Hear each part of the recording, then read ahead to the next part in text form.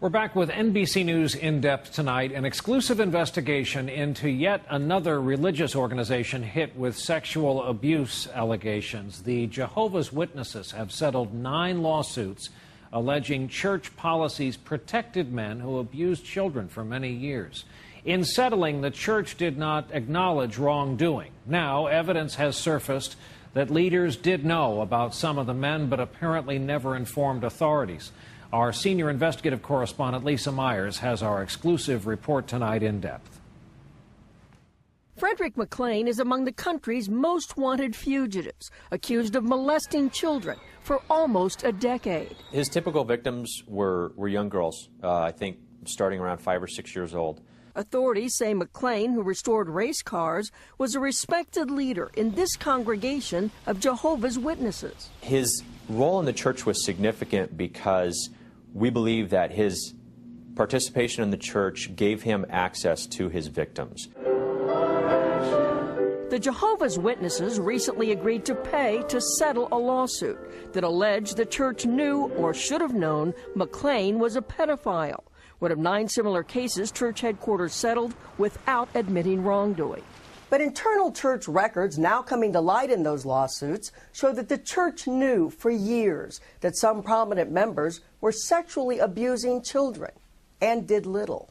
Example, James Henderson.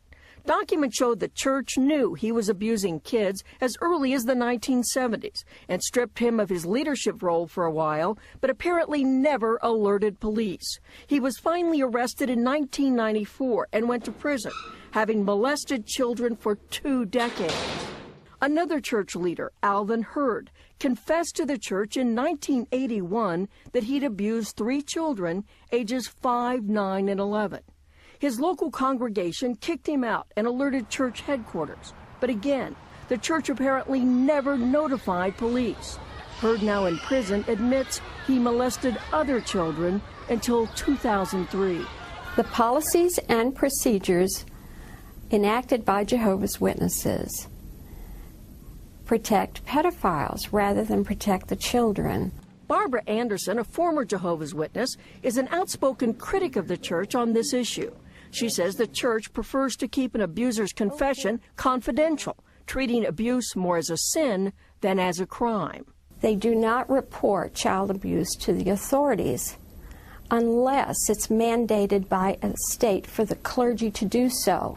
The church declined to speak on camera, but in a statement wrote that it does not condone or protect child molesters, that cases within the church are rare, that members have the right to report the crime to authorities, and that church elders comply with child abuse reporting laws.